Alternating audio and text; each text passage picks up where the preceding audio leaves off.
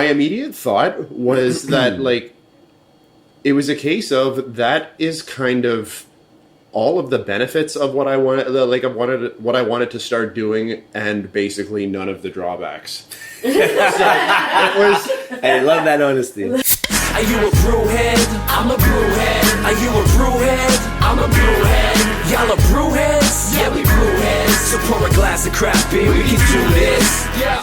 What's good, y'all? This is Steve Certified Brewhead, and welcome to episode 159 of Beer and Other Shit podcast. This evening, we are in glorious Montreal, Quebec, doing a home episode. Love these ones.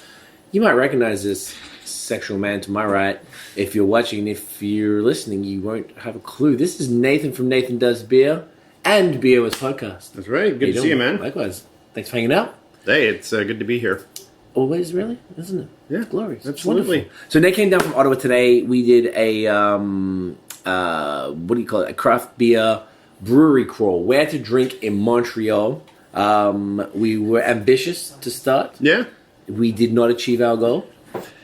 But it's okay.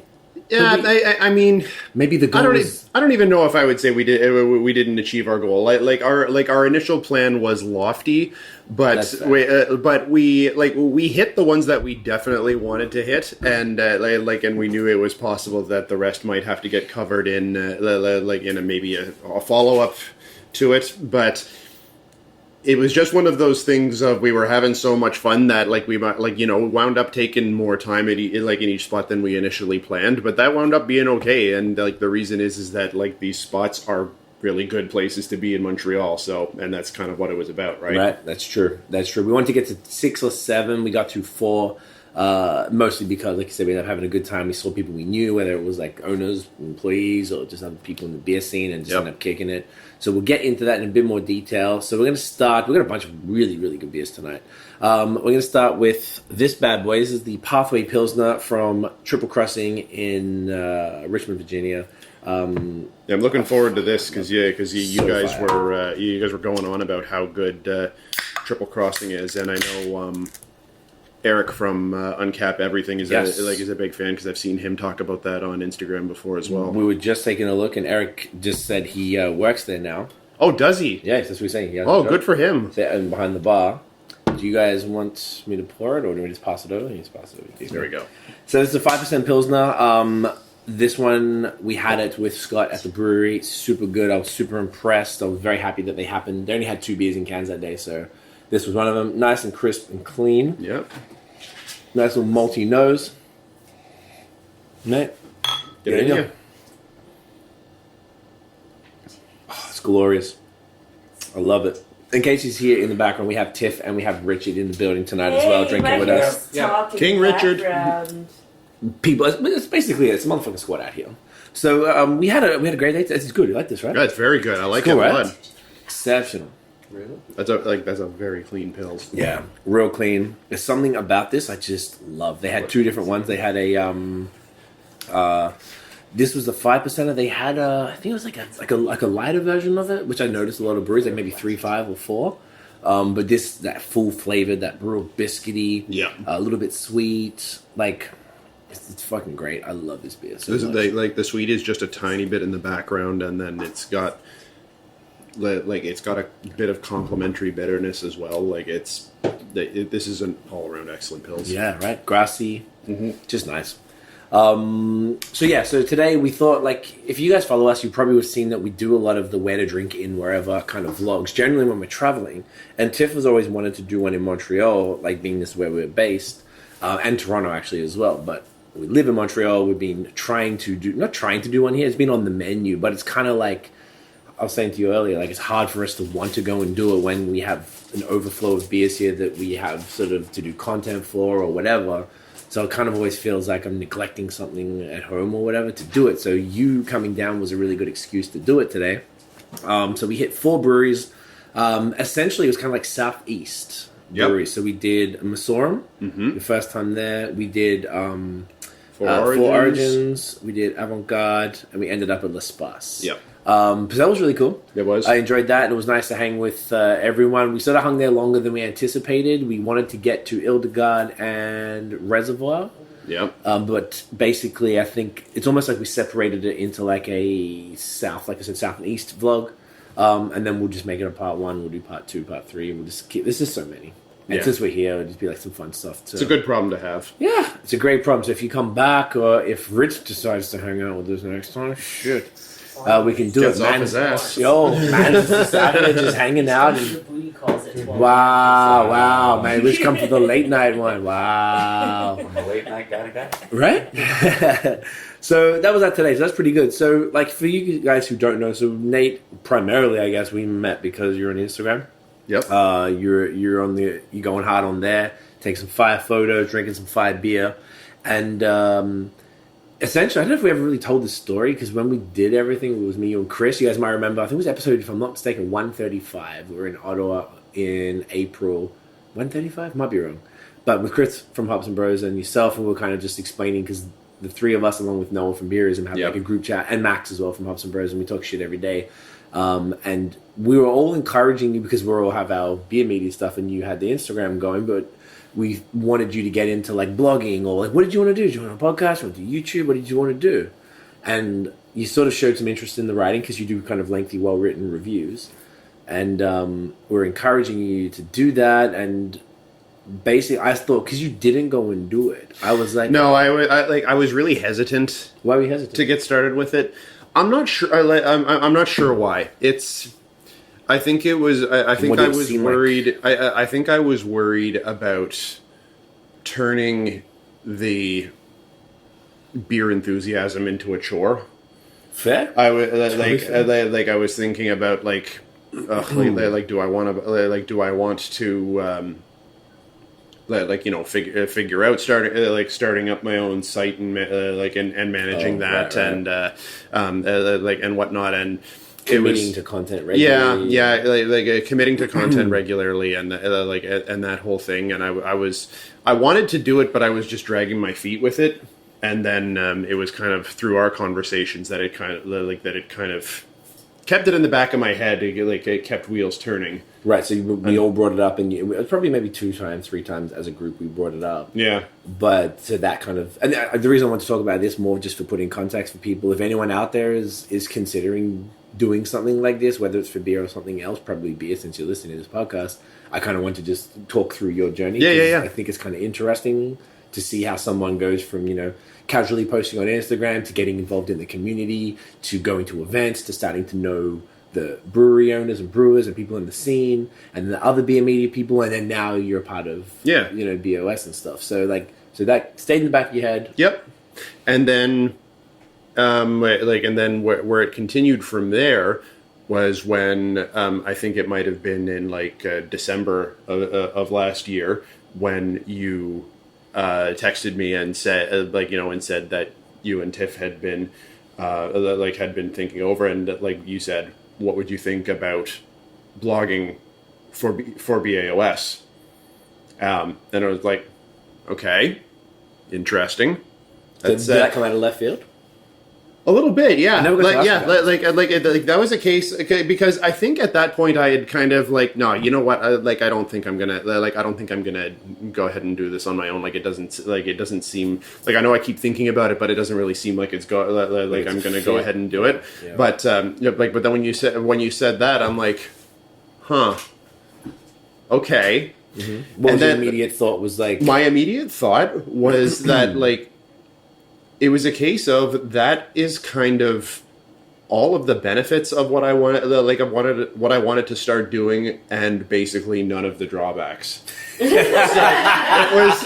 I love that honesty. No, I'm serious. Yeah. Because it was a case of this is this basically puts very little pressure on content because the blog is kind of secondary to to your platform, but it's something that you guys were you said you were looking to build up a bit more in terms of that content. So it was very mutually beneficial on that front because you guys could get some more content. I could have another platform to write long form, which as you said I had expressed some interest in.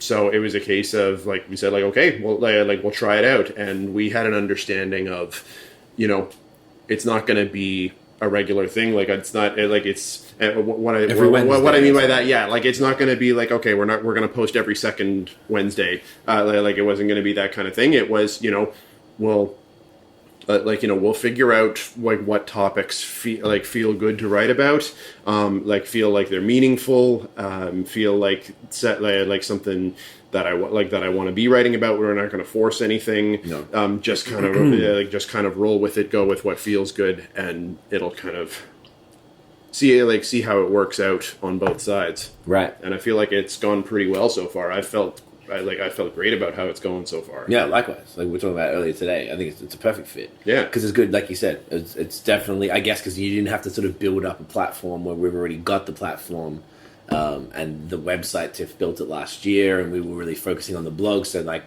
I even went back and backdated all the blog posts for each podcast, so that if you search for it and you go to the blog post, you see the video, the write-up, and you can listen to the audio. You see the pit all in one snapshot, like in one simple place. A lot of people do that. Excuse me. So we were trying to sort of build that up. Tiff and I will come up with ideas. I would maybe flesh out some of the vlog to write a bit more about it, but there was something missing from the site, which is the long form things, and I believe I'm capable of doing it because I've been a writer forever, but I don't really have the interest nor the time right now because we're working on so many things. And since you were doing it, I was like, okay, well, you and I, in that, particularly in the group chat with Noah and Chris specifically, because Max has only recently sort of started to participate a bit more. Like it was us versus them in the joking way with the team lactose, team no lactose. So you and I like the same stuff we align on pretty much everything. So I was like, okay, when Nate already, not that it matters completely, but I think it kind of helps. It's almost like, would you get a Democrat writing for Breitbart? Like, it's not going to work. We share the same, like, interests. We share the same sort of thoughts and the way we approach stuff. So I was like, okay, if anything is going to come out on BAOS, at the end of the day, I guess it still would have to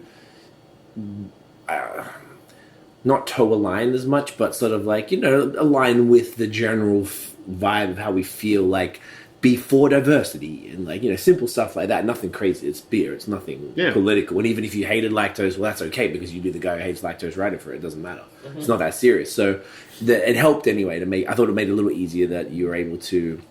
That we felt the same, and then it just kind of like smoothed it out. And it gave us this extra avenue now. So it's like we're trying to work. I'd like to get you on the similar PR list that we're on, so that if we get it, I'll do a video.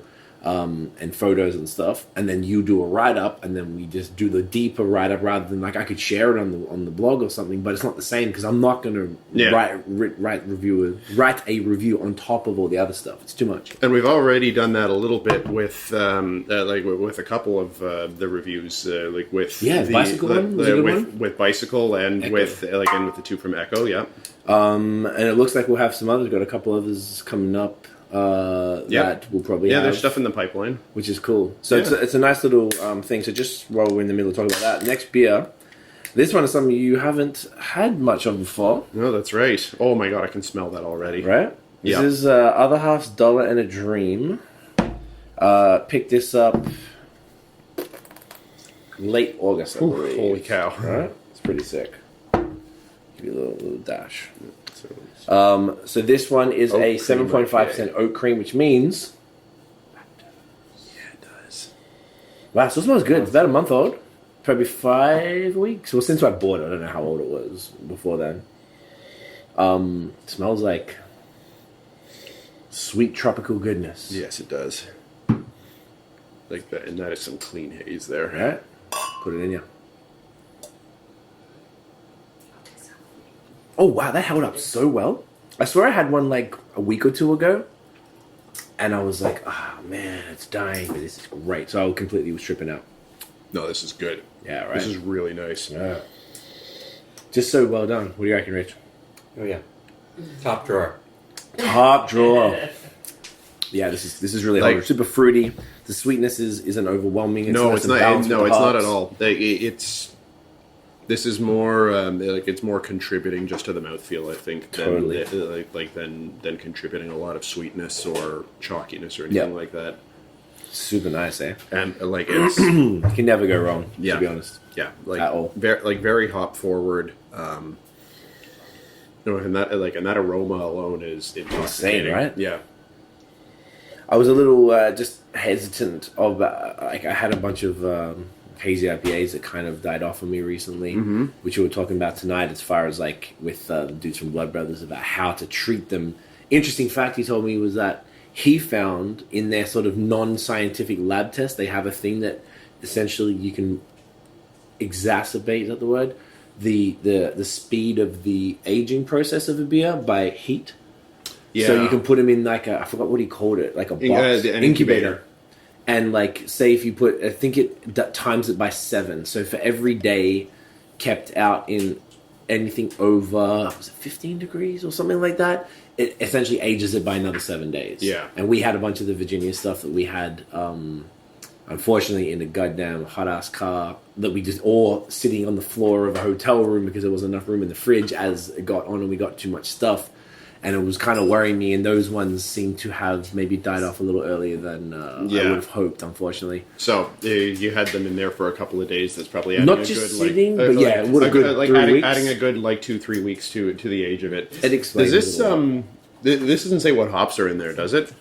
I'm gonna check Untapped. I want to say I'm. What'd you guess? I'm You gonna guess? I'm guessing Mosaic, and the and the reason I say that is that there's been one of the things that I've noticed with a few Mosaic strong or solo beers that I've had recently is that it's got kind of like a fuzzy tropical feeling to it. Oh, Mosaic, Citra, Idaho 7, Mosaic, Mosaic, I fucking Cryo knew on it. top of that. Yeah. Wow. So what's the Mosaic giveaway? It's kind of like a fuzziness, like almost like a peach fuzz kind of thing. I noticed that with with Bicycle's Luminescence, with that one being done with Mosaic lupulin powder. And I've tasted that in a couple of other Mosaic beers as well. Do you think it's the Cryo that really makes this happen?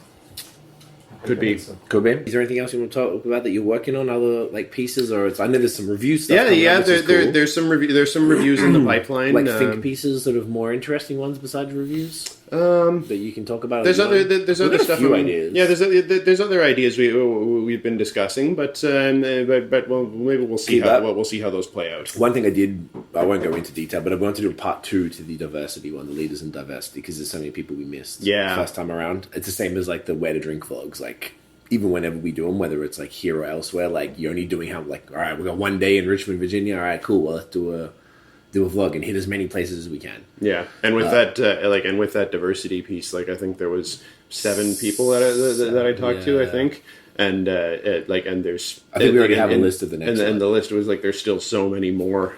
I can think, which is great. I'm counting just briefly in my head. There's probably at least Yeah. another 5 to 7 that we didn't get to the first time around. So Yeah. I think that would be a really good one. But no, so it's really good. So it's a cool addition to the squad. So like it's cool to have that side of things coming in and like now doing the reviews. So just to keep like I want to see more. Just because I want to read more, and I feel like people want to read more, but at the same time, it's not like we push it. Like we can't force it. We agreed on that beforehand. Like we're not forcing it. We're not going to be like, all right, dude, it's Wednesday. What's up? Like, there's no point doing that because it's not going to come out like how you want it. And you're doing. I think there's always 2 forms of content. There's the long form pieces that are like I guess for SEO and for kind of like they have a different purpose. Like they're for site. They keep people like. If their marketers understand that they keep people on the website because you're reading longer, and then there's the shorter ones that might be like a review or like a quick piece of news, like type of thing like that. But so you're really mostly focusing on the reviews in the long form. That's right. It's cool. It's fun. Yeah. So where can everybody follow Nathan Does Beer online? So you can follow me on Instagram, Twitter, Facebook at NathanDoesBeer, and on the BOS blog. Damn right. So guys, if you enjoyed the episode, smash a thumbs up, hit subscribe below, hit the notification bell, ding, so you know when the new drops. Follow us on social media at BAOS Podcast, and check out the long form audio so you can hear extraordinarily attractive gentlemen like Uncle Nathan right here talk about craft beer and other controversial things on the podcast. That is it, y'all. Thank you for watching and listening. We'll see you in the next video, and as always, get it in ya.